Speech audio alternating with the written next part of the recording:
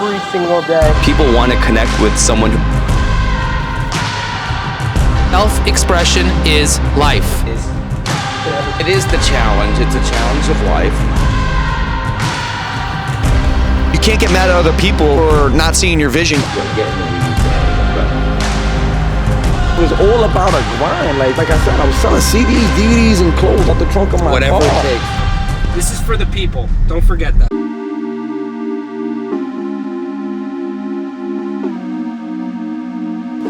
Look who's here. Hi guys, Hello. welcome. Look who's here. Right. I can't tell you when it started. All I know is that we set the flame. And I didn't understand it, why you made us give it all away. House. We launched them. Now you tell me nothing, but I haven't really heard this. Maybe I'm just wanting more than you could ever give me from this place. I can't tell it.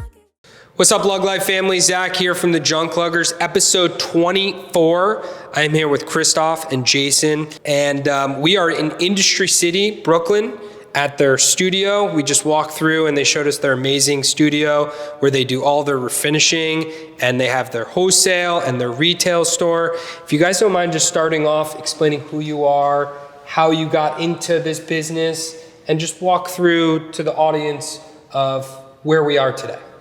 So first part of the business is the antique restoration.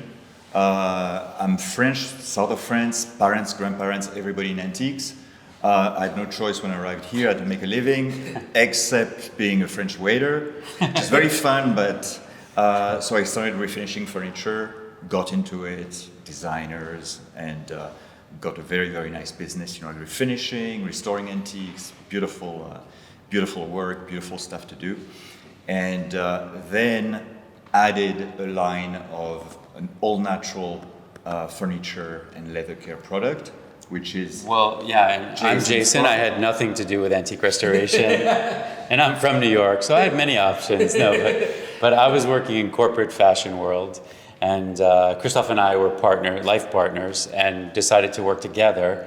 So when I came on board, Christophe was known by all the interior designers in New York because he's to the trade, and his antique restoration is such a high-end, high-level precision and really museum quality of things that they do, that we do, and also custom furniture production for mostly interior designers, some architects, and primarily residential, but now more commercial as well. Yes. But we wanted to work together, so my idea was to really turn this into a brand, because I saw the level of work that was happening and the need for easy-to-use, all-natural products, you know, for your home.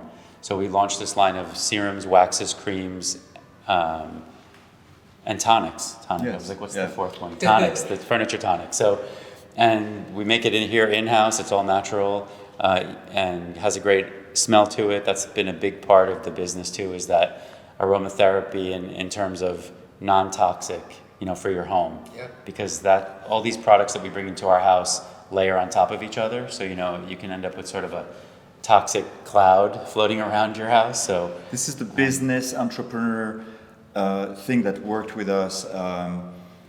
It's true that my part of the business, the antique restoration, that is very artisan, very artistic, doesn't think business-wise, money-wise, or to develop or to make something out of the groove of what I'm doing. And that's because of Jason that said, you know, like, okay, now you build rolls, but how can you sell, you know, the perfume that is called Rolls and that everybody will have, Rolls Royce, you know? So it's a well, yeah, and the idea really is an old formula, and I took it from the fashion world because I used to work for Chanel and for other fine brands, French and Italian brands, but Coco Chanel's vision was that very few women could ever afford to buy one of her dresses because it was 0.01% of the population. But most women could buy a bottle of her Chanel No. 5 and take it home. So the same is true for our studio. You know, very few people will ever send their furniture to our studio to be restored, but most people can buy one of our bottles of furniture tonic. So, and it really carries through the vision of what we're doing. And that's why it was important for us to make the product as organic and as natural and as a pleasant experience. Yes, exactly. Yeah. And So- beneficial. I mean, it actually works. We had to make sure that the product was enhancing anything that it would touch, and that stores would be happy to sell it because we wholesale it. That was the vision too. So when I got involved, there was no website to the business. It had been around for almost 20 years 15 years then.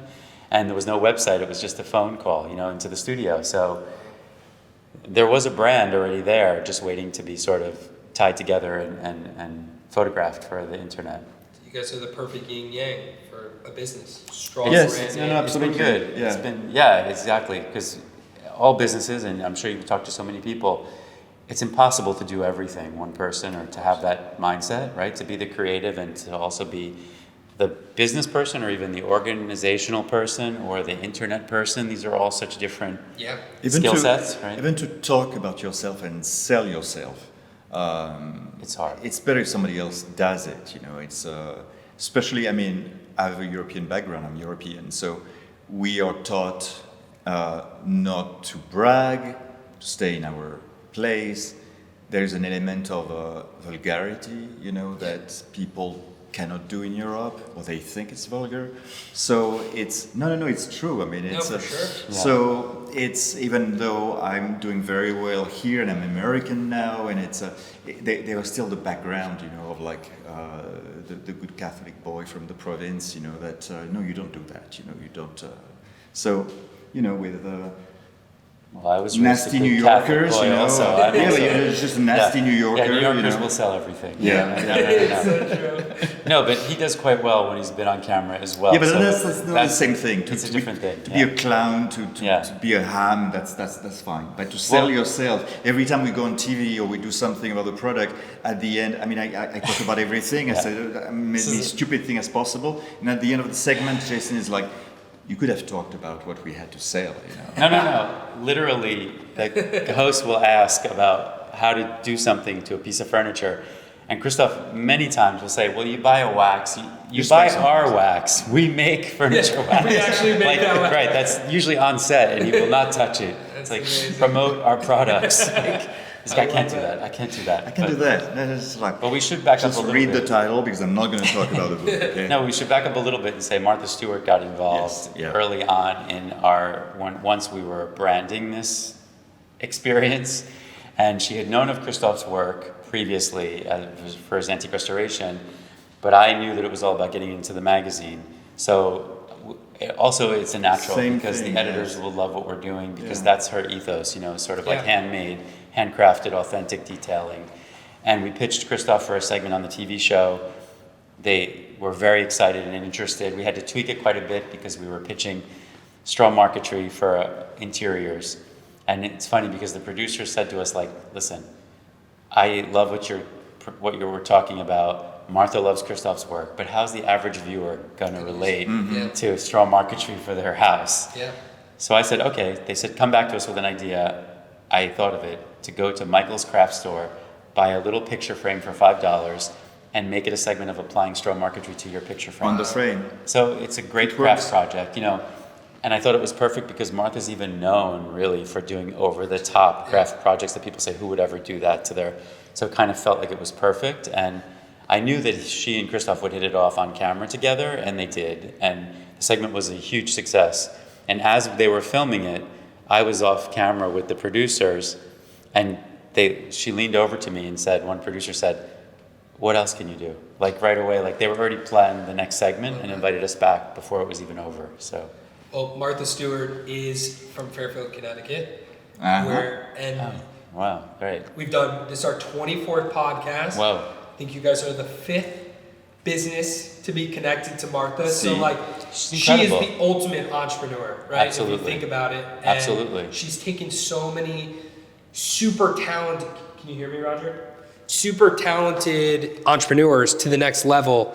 Absolutely. And it's, to me, that's what entrepreneurship is all about, is being able to elevate people who really deserve it and have been working on their crafts for 15 years before their partner comes in and makes it that strong brand name. So shout out to Martha. And Totally. the reason it works with her is that she is the real deal. She 100%, knows yeah. everything we were talking about. We didn't have to rehearse anything. She knows what a French polish is. She knows what gold leafing is. And she knows how to do it. I mean, she knows. It's amazing. And if she doesn't know, she will know. And she's excited to The learn. difference, Yeah. what she always said about herself is like, I'm not an entertainer, I'm a teacher. Educator, yeah. And when you have that, you pull to yourself, the people that have the real knowledge or talent, and you have something real to show. And that's the reason of success of Martha Stewart and the people she works with. And I think it keeps her so relevant and current because she's always looking to learn and to teach people and to make people discover something new, and Yeah, I mean, Roger is 24 years old and he's like, Martha Stewart, that's the one that does the collab with Snoop Dogg. You know what I mean? It's like she's always reinventing herself, always creating just such a strong brand name. And really that's what this whole podcast is about, is not being afraid to step into new territories, to pivot. We were talking about earlier when we were walking through your studio of simple things like putting together your tonic and how the bottling and the caps changed during the pandemic. Right. People that stay complacent will never succeed in the entrepreneurship world, because being an entrepreneur means you're constantly learning, you're constantly reinventing, and I think that really is what the secret sauce is. One thing that I want to add is and it goes with that, is don't overthink it. Yes. I mean, so many people thought it was okay, I need a business plan, I still don't know what a business plan is. And the design, and people very often after 40 years, I've been in business for 40 years, still come to me and say so how did you know to do that? When you launched the product, how did you know how to bottle the product? How did you know that? It's the truth, I don't know. We didn't know. In fact, people told us you can't do that. You can't do it. And who's You'll never doing be able to do that. And who did you hire as your shipping things? And it was we just do it, then we know what works and what doesn't work. But I guess that's why most people don't do things, because they drown themselves with questions or doubts. Right. It's an old saying, but if you are financially responsible and conservative, that's the only thing that you need to be. Afterwards, you can launch organically, and you do the testing and you do the run yourself. That's the way it works. It's there's no angel investor that you have to wait before launching something. I mean, I wish if they're out there, would never say no. If you're successful, I believe that they will find you. Honestly. Yeah. Couldn't agree more. It's tough. It's hard, but that's not. I think a lot of people that are starting, and you would ask them, okay, if you had an angel investor right now that could give you $5-10 million, what would you do with it? Yeah, you would give yourself probably a very nice salary, but what would you really change? What you do? You don't know what you would do with it, except spending it. So start with nothing, or start, and see how it goes, and you will have something real to propose one day. And the most valuable thing is your time. And your time. Exactly. That's true. Exactly. Your talent Very and true. how you saw things going.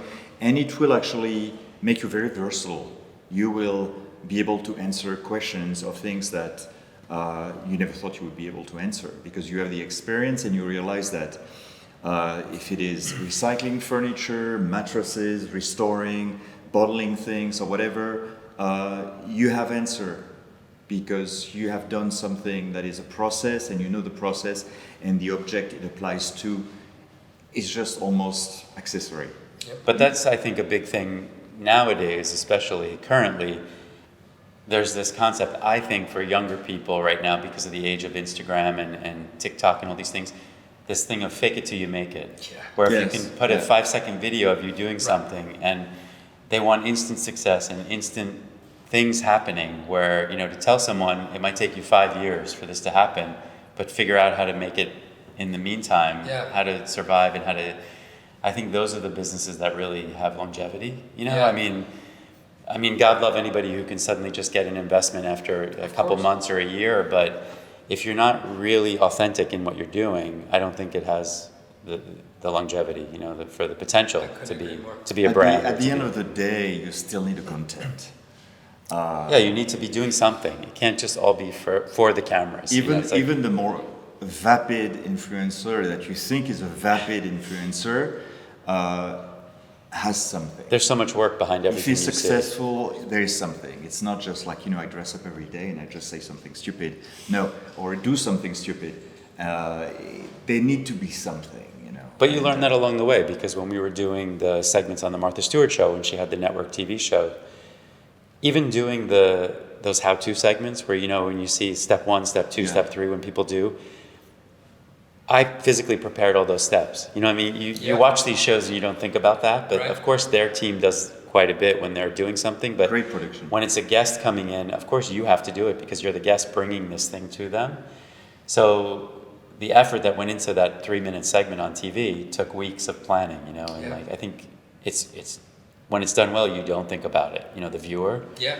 But it's knowing what all that timing going into it takes. But Martha never cheated on that in the sense that she never makes you believe that it's easy. No, that's voila, true. I did that in 2 minutes. She true. never said that.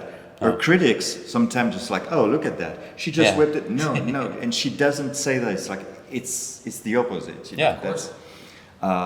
And when she named some other entertainers, she was like, I have nothing to do with those people. Because all these people that became famous now, it's like, be easy. Yeah, be easy. Like it's quick. You don't have to plan. You don't have to take time. It's like, she's kind of the opposite of that. And that's, we're the opposite of that, our studio. I always say to people, when they say, even professionals sometimes, they send something to the studio and they say, what's the product you use? It's like, it's not a product, it's a process. Yeah. I like to say these things, everything good, beautiful, expensive, luxurious, real in life is a process. It's not a product. You can't buy it. You can buy a can of varnish, but that doesn't mean that you're going to have a beautiful, glossy piece of furniture. You use product, but you use them in a process, not just to do a voila. And we do have still some professionals and some designers that think that. We work for a month on a project for them, and then there's a scratch or there is something that's to be corrected, which is totally normal. And they call us and say like, okay, what is the product you use? Because we need to correct this thing. It's like, why do you think this thing was 6 months in my studio? Because I was waiting for the product to open the can and to put it on. So of course I can correct it, because actually luxury processes are usually very easy to correct, as opposed to a product that you spray on and industrial finish. But it's a process, and I will have to correct it with the same process. It's not going to happen. Tomorrow morning. Yes. So, but that's part of also what inspired us to do the book. We wrote the Furniture Bible, which is now in its 7th printing, which we're really thrilled. The book will turn 8 years old this next month in November, whenever you're watching this, and we're thrilled about that because it still continues to connect with readers, and people review it constantly online platforms where it's sold. It really became a classic, and this is unbelievable. Yeah. It took 3 years to put it together, and that was part of the inspiration, was, as Christophe mentioned, these processes that are old world mostly, and it's the instinct of many artisans, especially European artisan studios, to keep these things a secret. Their secret process, nobody can know what you're doing. That makes perfect sense for today's, when you're in business day to day, you want to protect it, but long term, it means these processes die out because no one knows these secrets and they die with I think historically in Europe it made a sense because human life didn't have much value, so you had either to be of nobility, of money, but if you were on a trade, that was your wealth and you had to protect it. And you trade, had to, and as an experience, one of the first experiences that I had about this can't be like that. My parents were antique dealers, and I remember one time I had a gold frame to restore, and I went to these gilders, 2 young girls that I had, and they did beautiful work. And at the end, I remember they said, "We learned with this master. She taught us everything, all the secrets, everything, except the patina." at the end, because this was a secret. So we're still working on that, and that always shocked me as a kid that they were given everything except something that you.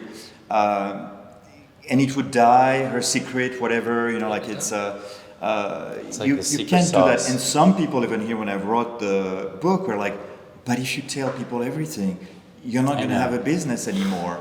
Some people say that to us, like, well, if you're telling us how to do French polishing, who's going to hire you? Right. It's like, okay, you do it. You Yeah, try, you you do just- it. And if you read the book, you Do the realize quality of it's this, a yeah, lot. yeah. And I'll be really flattered if actually you succeed to do French polish, and please come back to me because I'll hire you, because actually we do need people that do those.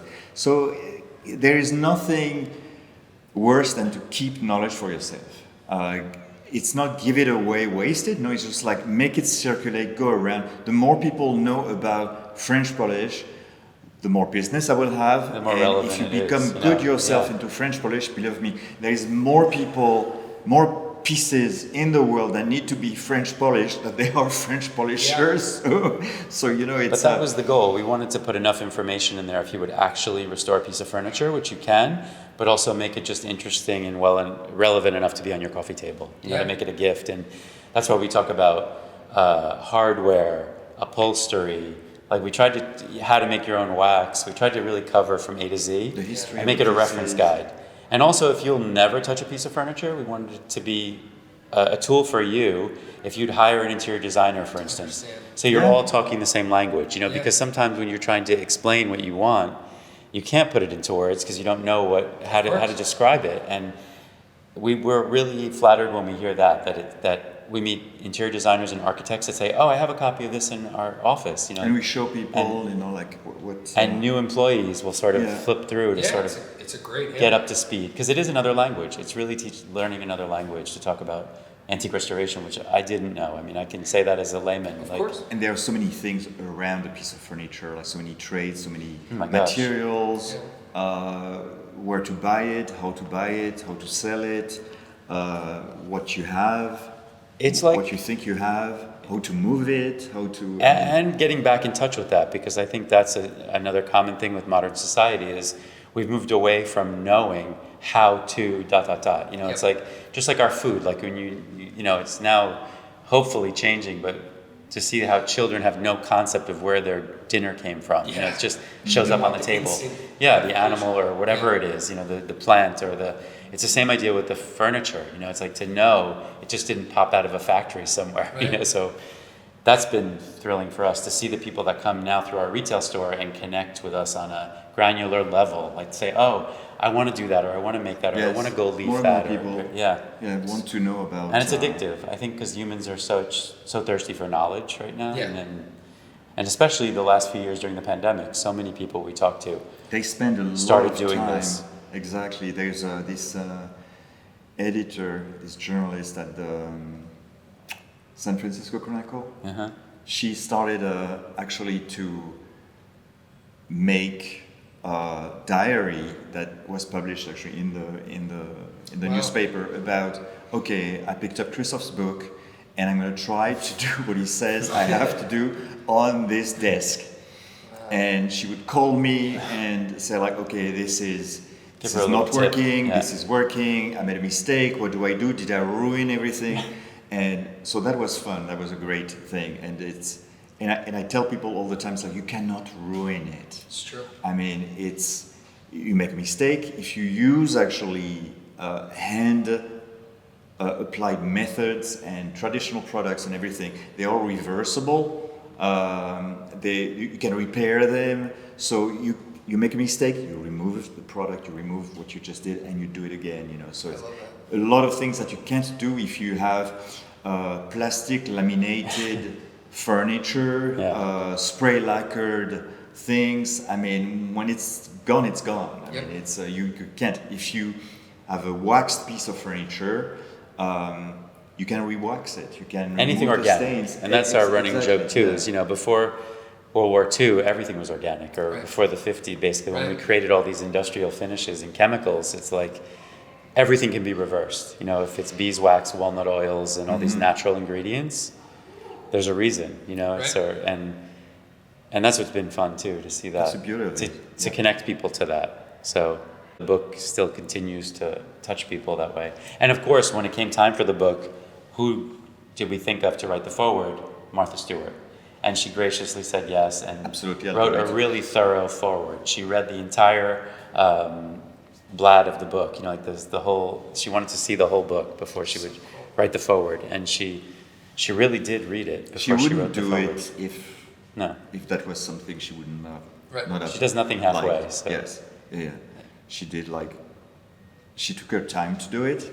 Well, yeah, there's a funny story. We should tell off the took record. her time to do it, and then the publishers are like, Christophe, we really need. We're getting down to the wire, and you know, since she's a celebrity, we might need a plan B for the forward. Yeah, it was like, okay. So Christophe texted I was her. Like, well, I didn't want to do this. I text her and it's like, hi Martha, do you think we can get the? So like, I may be tardy, but I never deceive. Yeah. So Because you said I don't want a plan B. yes, like Please, Martha, I don't want a plan B. I don't want a plan B. I want you. And it was like, I may be tardy, but Never it's disappoint. Like, I never disappoint. Yeah, that's what she said. That's true. And Yes, the next yes, week yes. she wrote this. Wow. She had it. She was actually reading the book. I mean, Yes, she was really. I mean, can you imagine how many books are sent to her and how much time she spends and she's very been generous very and generous. gracious if you. Deserve. Yeah, exactly. I mean, Yeah, it's, I mean, yes. not to pat ourselves on the back, but I think Yeah. she appreciates people that are authentic, you know, and she sees people doing the work, that it's not, again, that phrase, fake it till you make it, you know what I mean? I think that's the opposite of her, I love it.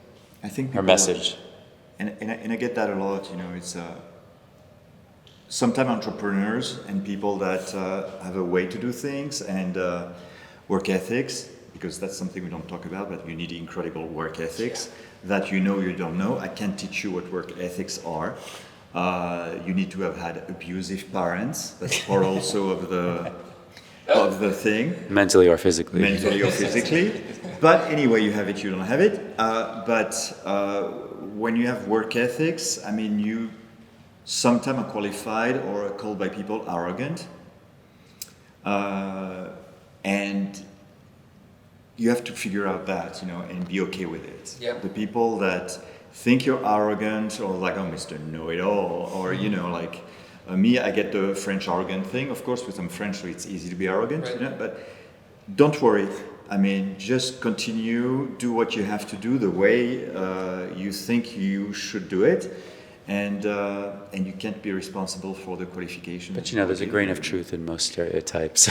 Well, it's a bit of a, you know, a little bit of OCD. Just a hint, little just bit a of hint. You know, but No, it's true, and it's the amount of time. I mean, you really have to be I know, obsessed with what yeah, you're doing yeah. and love it, you because say time is the value of things. Yeah. I spend countless hours doing things, you know, that nobody would do unless it's your own business. Yes. And I have to say, Yeah. that makes the difference, yeah.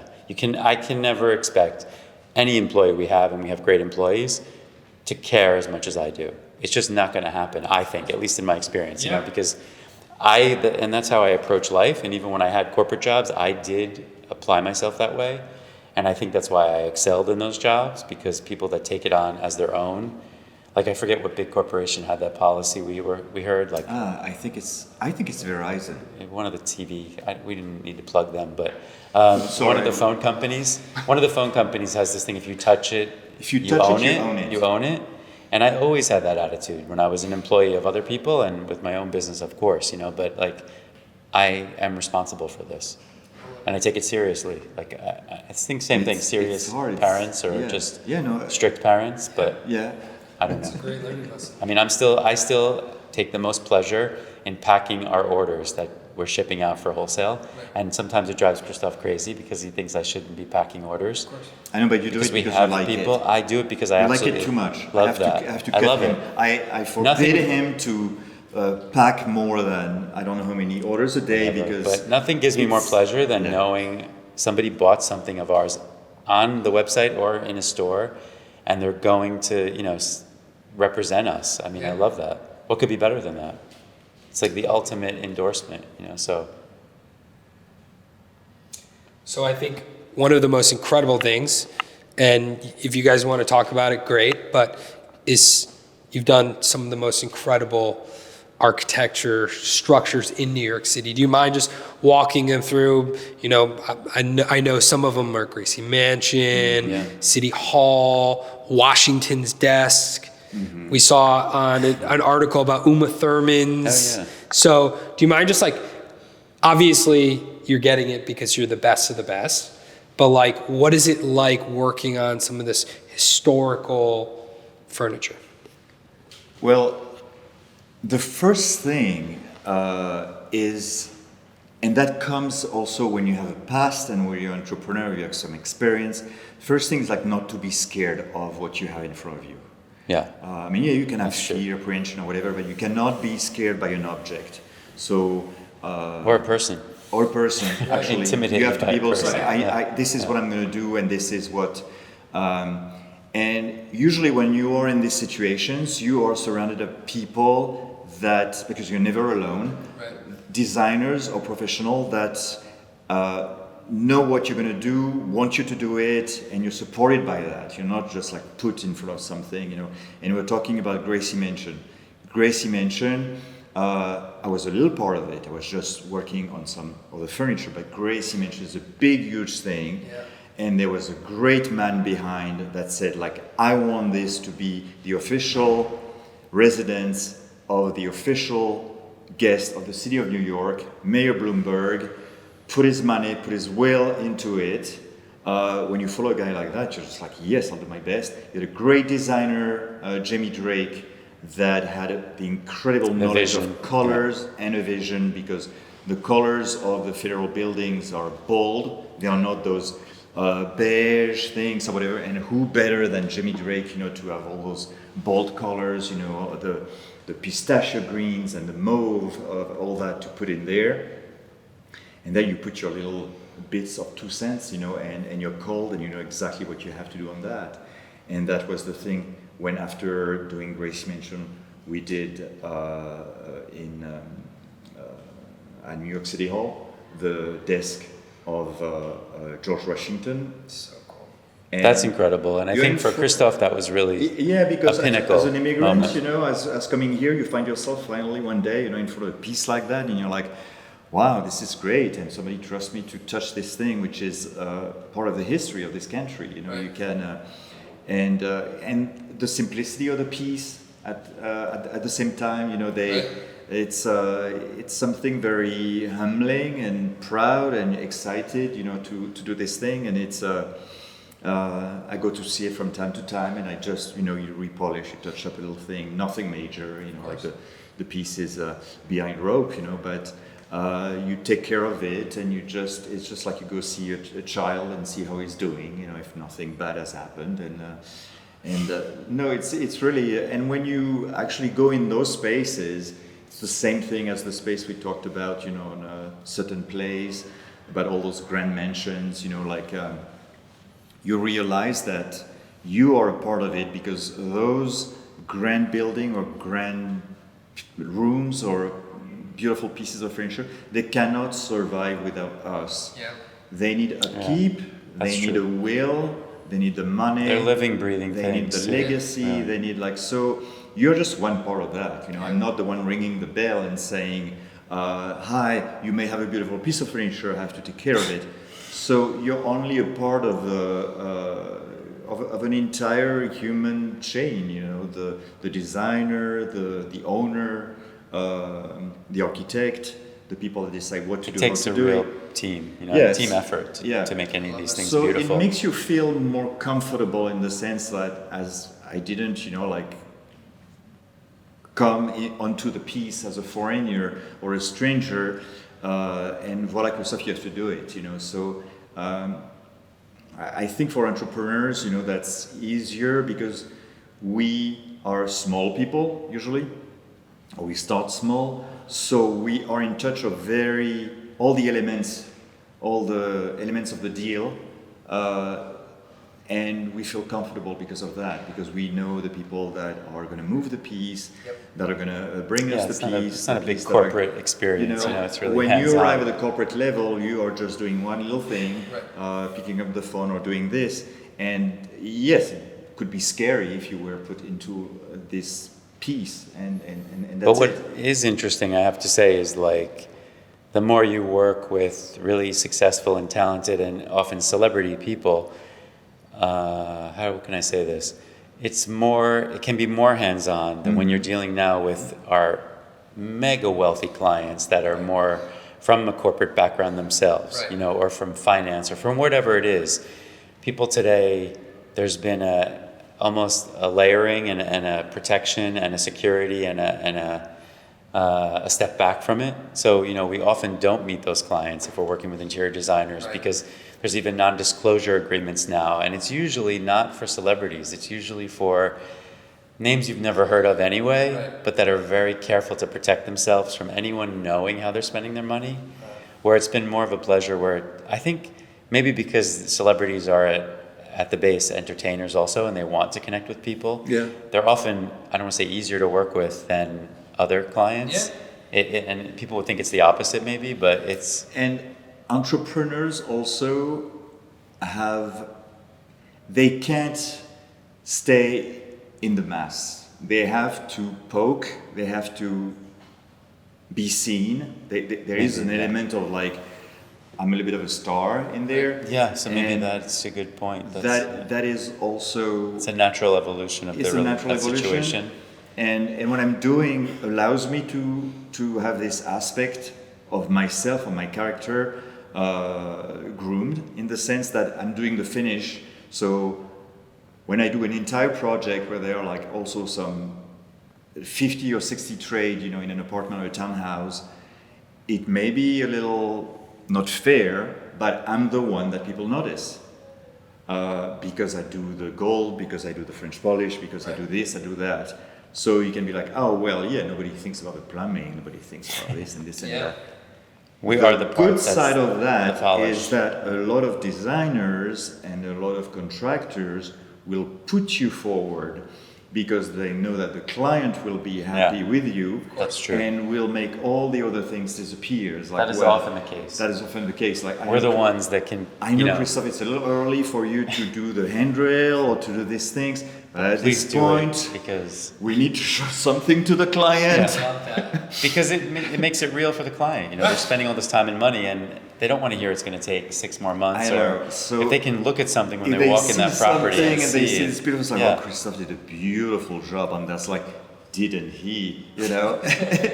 So there's always a part of PR And by the to way, the it all plumbing too. works also. Yeah, You know, yeah. who cares about the plumbing? Right. And you know, so it's both way. You want me to be a little bit of a ham, you know, on the project. I'm hired a little bit sometime about like that. It's like Christophe, you know, sometimes he's hard to manage, or as a contractor used to say, Christophe is a very, very nice guy. It's just the first 5 minutes, but afterwards it's fine.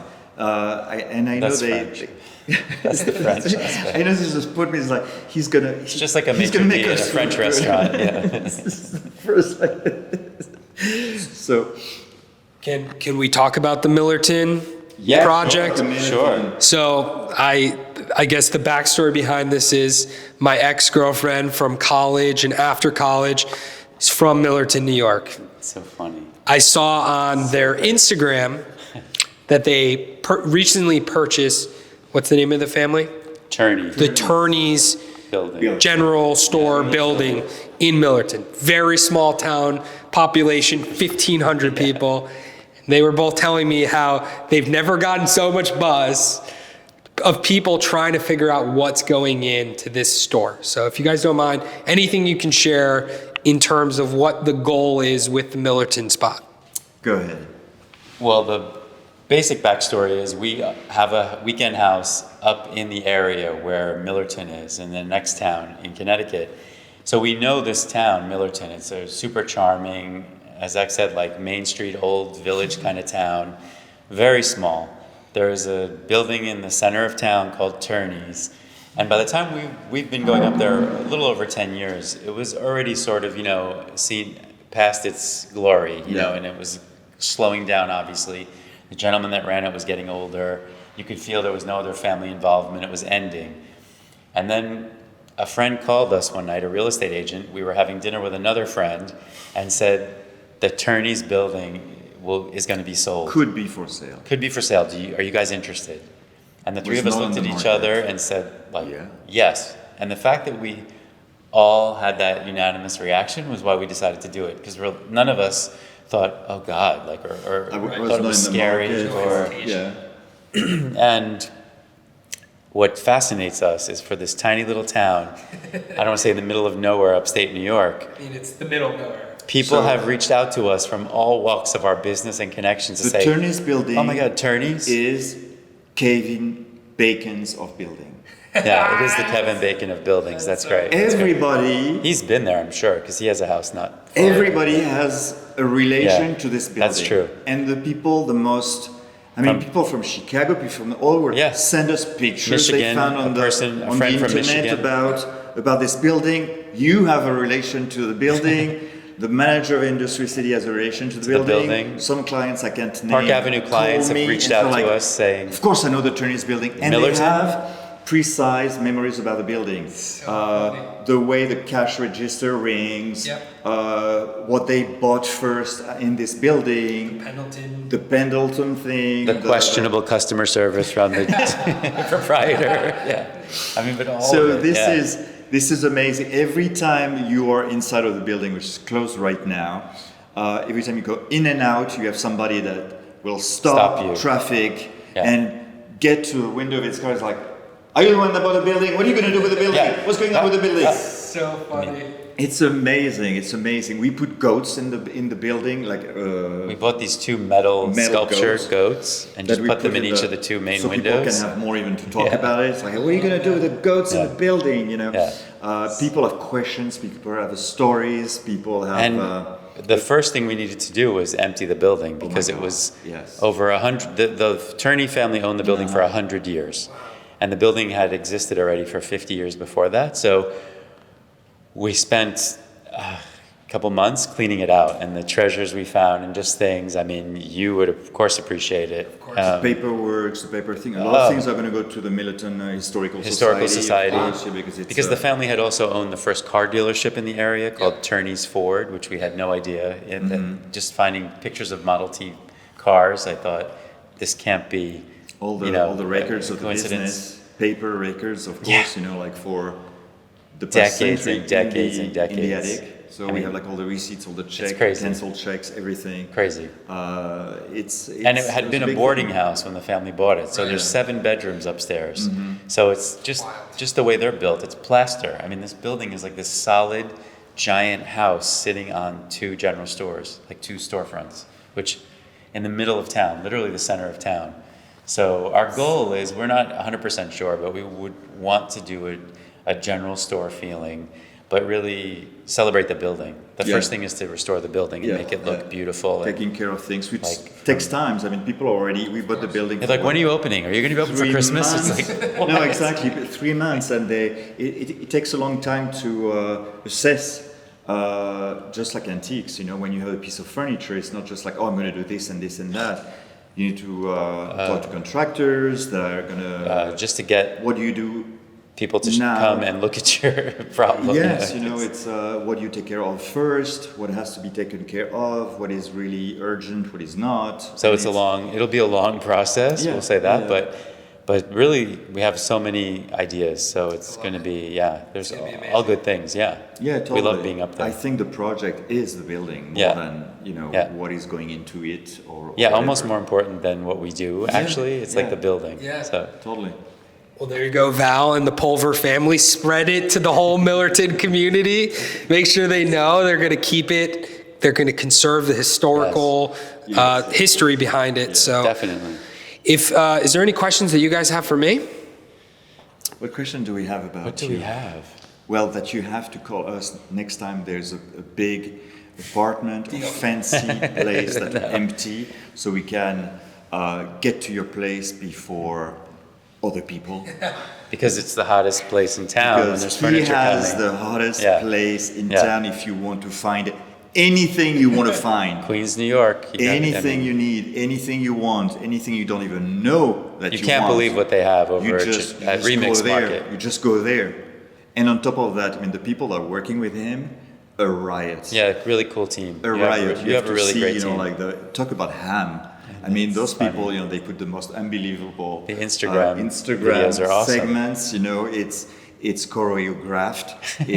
There's the music, there are the lyrics. I mean, it's really- you get it all. Yeah. You get it all, and you end up with a piece of furniture. I mean, what do you want? No, What do you want? get a great deal. I mean, that's it. Well, We love we junk could luggers, yeah. We could definitely do a Christophe remix collab in the future. So Yes. we will be looking Please. out for something to restore from junk luggers. Awesome. Maybe we can showcase it in the Millerton store when it's ready to That's go. a great idea. If you guys could have a billboard anywhere in the world, where would it be and what would it say? It's a big thing. Yeah. Well, it Where could would it be. It could be just because it's the last billboard we talked about. You know, like what happened to this Village cigar store. Oh, yeah. And That'd be cool. The building closed. The building. Somebody closed bought the or building whatever. recently, I think. It's still open, Yeah. but the Village Cigar, but And there's a billboard always on top, so I would have it there. Oh, I love that. And so I think it would be a What good, would it say? because everybody would be like, why am I dancing there, So what would it say? I don't know, it's like, not political, this one is too I was political. about to It's say, not you know what I'm going to say. You know what I'm going to say. You cannot. All right. On top of it, would have to change every hour because there are so many things going on right now. No, we'd just put it, like. changing it like You know- the Manhattan mini storage. Yes. Keep changing Yes. it and get Yes. more Exactly. political. No. We could make it very serious. Like I would just say, it's not a product; it's a process. Yeah, that's that a would be good a one. good one. Be good to your furniture. That's Be what you good like to your say. furniture. Exactly. Yeah. With because a that's the picture of the truth, products. Yeah. Exactly. I might say Codify Row. No, we can't say. No, that's- Certified row or things yeah. like that. Anyway. Fund health, not beep. yeah. And things like that. I have about 5 different things that I could say are human rights. There's Yeah. always this rights or human rights. Yes. Anyway. Yeah. And if people want to find you, what's the best way to reach out? Social media? Well, our Instagram is Christophe Pourny Studio on Instagram. If you go to furnituretonic.com, it takes us right to our web. It takes If you right to our Google website. anything about my name, Yeah. actually you get. Yeah, There's like Christophe. millions. Yeah. I If couldn't you- even believe it when if I was you can. researching it. It's really, It's amazing. we're amazed. Yeah, we're really flattered and For lucky. very weird things also. We're really fortunate So for the that. time you find your name associated, it's like, really? What Because- happened there? We're really fortunate because a lot of museums have bought the products to Yes, sell also. yeah. So, the connections and the hashtags and Yep. so, but furnituretonic.com is the easiest Yeah. website. And there'll be more. And when you have a great product and a great service, people want to write about you, right? Yes. Versus what Roger and I were talking about earlier, versus the opposite where you're trying to pay people to Yes. talk about you. Yeah, that's true. That's And true. it's sad also. That's why maybe we should emphasize that. Don't pay people to do yours. I mean, you're going to give money. You're going to fake it. You're going to end up sad at the end of the day. it's so Honestly, true. It takes longer, but really stick it if out. it's just and for one it'll thing happen organically. that you don't go back to bed and you cry because you put. Just do it your way. Really. I couldn't agree more. Honestly, you're going to be sad if you do it the There's wrong way. nothing worse than bad. Yeah, and I don't know if this is relevant, but last night, Lori from Shark Tank, Yeah. she took a I saw picture. that. And you know what? Wow. That's exactly That's what you're priceless. talking Yeah. about, right? 15 She years promoted in the junk making. luggers. She saw a truck and she said, "This is." It What a shows great you logo. exactly what it is. Great logo It's this company perfect. It's has. simple. You know Says exactly it what they all. are. 15 years in the making, right? That's And it's awesome. like you do that. awesome. People would pay millions of dollars Right. to have the Shark sure. Tank talk about their Exactly. business, but we've been working on the brand for almost 20 years now. So Speaks for People itself. would have paid millions of dollars to have their furniture tonic launch on national TV. exactly. Yeah. Martha Stewart Martha didn't just think did it, twice. She just said, like, offered this and is the did it. bottle and this is what you have to put on your And furniture. We you would know? have never thought to ask that. No, It's absolutely. like so- And when I first arrived in this country, can't talk about my age, but a long time ago, and starting, to scrape furniture on site, like kitchens and everything. I would tell clients, at the beginning, because I didn't have anything, it was like, oh, I can't do that in my studio. This needs to be done on site. Well, there was no studio, so I'd come with my bag. But that was the way to do it. You have a few $100s in A your lot of account blood, and you sweat, feel rich. tears, and furniture Yeah, scraping yeah. have gone into every bottle of tonic, right? I love that. Yeah. That wraps up episode 24. Thank you guys so much. Thank you. You can buy the Furniture Bible book on Amazon. You Yes. can buy their tonic, all organic. There's no sort of pesticides, No. nothing. Everyone, your dogs, All your natural. kids, everyone can display it. And make sure you check out their studio in Industry City. Thank you guys so Thank much you. for being Thanks so so much. generous. Thanks for coming. And Till next. Yeah. make sure you reach out to them on Instagram, like, comment, subscribe. We love you guys so much, and we appreciate everyone watching. Have a great. Bye. Thanks. Thanks. You guys are amazing. Thank you. Thank you. Running with. So this is the front part of our space, which is the retail part of the Studio. business, one part of the business. So how did it start? It started with the restoration part of the studio, classic French restorer. Yeah, we're an old school hand padded restoration studio, which means we don't do any spray finishes here. So that's why it doesn't smell like a chemical toxic dump when you walk in. Smells so good here. We focus on old practices like French polishing, cerusing, straw marquetry, which you can see pieces on the columns around the studio are custom finishes that we create for our clients, interiors and furniture. And Christophe has been restoring antiques in a Brooklyn-based studio for 25 years. Yeah. Right? I have not. I am much too young to be able to do it that long. So I started very young. yes, Also. ditto. And now in Industry City, we've evolved. We originally had a larger footprint, but it was raw studio space where we did our antique restoration. And then 3 years ago, the complex had this concept to do open studios where people could come and visit and see what we're doing every day and be open to the public. And that's when it led to a little bit more fun for us because we started curating other products that are small batch. In addition to our own waxes, creams, and serums that we make here in-house, we started finding other French products, primarily because Christophe's French, but also because we all have to admit the French make the most incredible products in small batch. Unreliable, but pretty good. Pretty good. He said stuff. that. The French person said that, not me. Never deal with French people. It's a nightmare. It's a nightmare. And now we have our own Marseille soaps made in Marseille, France. We have these collection of bags made in France for us, and it's been a lot of fun, actually. But it all started with the fact that you took charge of the creation of the line of product, natural product. True. When we decided to work together, because I was working in corporate fashion world background, and when we decided to work together, we had the idea to create our own line of creams, serums, waxes for furniture and leather care that were all natural. So there's no alcohol, mineral oil, or petroleum distillates in anything we do. It's safe around children and pets. It smells great. It's easy to use. We wanted the smell aspect of it to be an important part of it, that it was pleasure to use it. Not sort of, most products you open them and it sort of hits you in the face right away, the smell, and you have a headache, but You can't keep them safely in, No. especially small environments like apartment in New York. You don't want to have like a gallon or a quart of paint thinner, or linseed oil or anything like that. So this was an answer to that. So clients asking us after we finished restoring the piece, and now what do I do without fuming the entire apartment? So that was the answer to that. And we use all natural ingredients like walnut oil and flaxseed oil and beeswax and avocado oil and Rosemary oil, a lot of oils. green tea oil. Yeah. And then through this way is where the actual restoration studio is. So we have our dirt room back here where Christian currently I see you. got his hands dirty. And the waiting space where we have things before and after. And in our larger space, it used to be a little bit, I don't want to say organized chaos, but we had so much space that we would take everything at once. Right. And now moving to the smaller space, it was really a challenge for us, and we didn't know if we could take a smaller footprint. But to be perfectly honest, it's been much more Efficient. More efficient, that's the word, because now we're a little more organized in our scheduling, and we'll line up projects to the week, which it keeps us all on schedule, and things don't pile up, and we don't end up We have with storage where things, but what comes here is only what has to be worked on. So it's. You were saying that this came in from.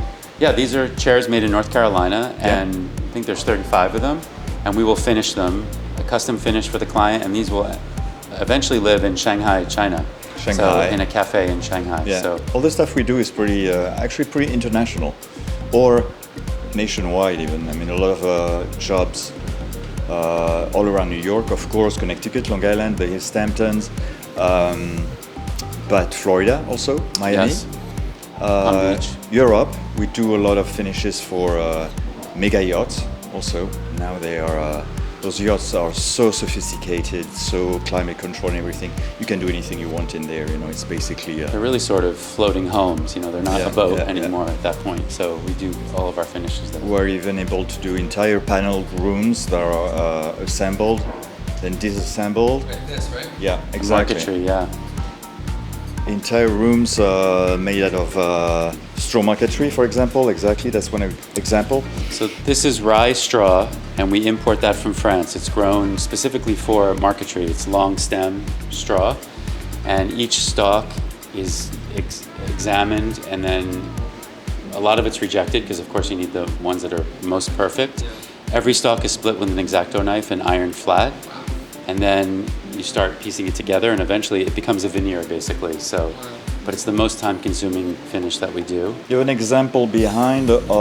They're wrapped. No, actually they are wrapped already. Sorry. We had like some doors, that were made for credenza, and we just finished a room for Palm Beach, Yes. and Hey, you just missed those panels. credenza is coming. Another credenza is coming. A huge desk. Actually, we have the sample of the drawers over there in black. Oh, yeah. That's another pattern because you can stain and dye straw very easily, and plenty of pattern. And the beauty of straw marquetry is that when it moves or when you move, it just changes and shimmers differently. Even in black. Yeah, any color. And that's the beauty of it. And the designer that made it very popular was Jean-Michel Frank in the early 1900s in France, in Paris, and he made it a status symbol. And you can imagine back then everything was candlelit. So a dining room covered in straw marquetry with the light bouncing off of it was super dramatic. So Very dramatic. Yeah. And The designers of the French designers of the 1930s and 40s right now are very much in vogue. So it's true that there has been like a resurgence, a new life to all the... Ceruse also was very big in the 30s. Hand-padded lacquers, straw marquetry. French polish is more traditional, and so it depends exactly where. There's almost like a geography of finishes. Like Park Avenue, it's going to be French polish. Downtown, it's going to be straw marquetry. And Ceruse, it really changes also. Yeah, that's true. But because it's New York and because of the history and the architecture of New York, we do quite a bit of the pocket doors and townhouse doors, French polishing like classic. And sometimes we save, actually, we'll show you, refuse. This is a refuse. This is a destruction of a townhouse.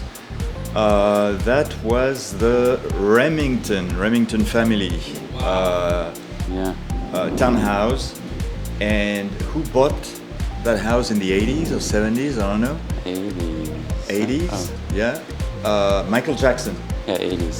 It was Michael his Jackson townhouse bought in New it, York, yeah. sold it, and they gutted it or they changed everything. And it's like, I can't throw away the Michael Jackson's doors. Townhouse doors, right. Townhouse doors. So I have I don't know what I'm going to do with them, but I'll figure out So there are things, the people have a lot of money in New York. They buy an apartment because or a townhouse because it's beautiful, and it has all the appliances and all the whistles and bells that you need, and that's why they pay a lot of money for it. And the first thing they do, destroy everything, gut everything, and start away. I just wonder if the same people would buy apartments that would be just like raw spaces without the... Maybe not. Maybe not. Because people want to see it They have a pleasure to destroy everything, and this is where you come.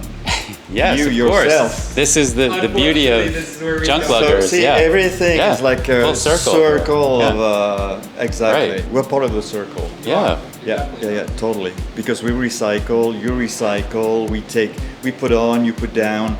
I mean, That's life. We're the ultimate recyclers because we're often encouraging our clients totally. to keep their furniture and to, refinish it as a Antiques, that's especially what when it is. has great Antiques or bones. vintage doesn't have to be the word antiques. Yeah. It can be just sometimes the pieces of furniture of your aunt, grand aunt, or whatever. That the finish is all dated. You change the finish, and zoom, you're back again.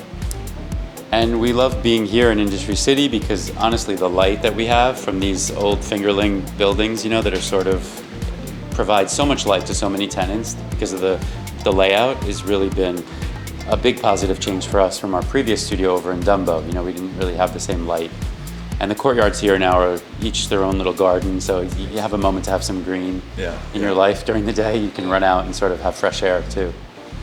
So this is the dirt room, part of the studio, the back, but actually and this is where all the work that smells or is dirty, We make dusty, a mess. is done.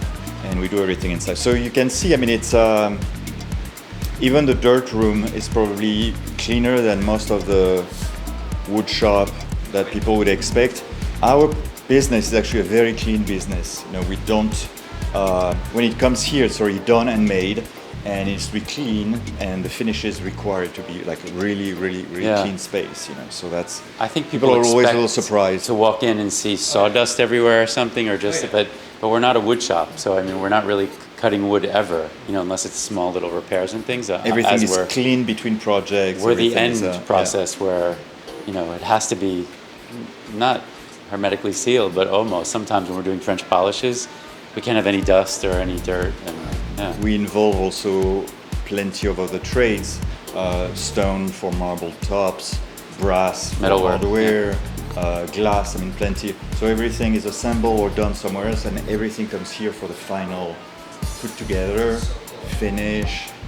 Voila, when it comes out of the studio, it's done, it going directly to the apartment or to the client, directly. And then over here is where your wholesale happens, correct? And this is where the wholesale happens, This where is- we store everything. it's sort of organized chaos, but we have a spot for everything. And,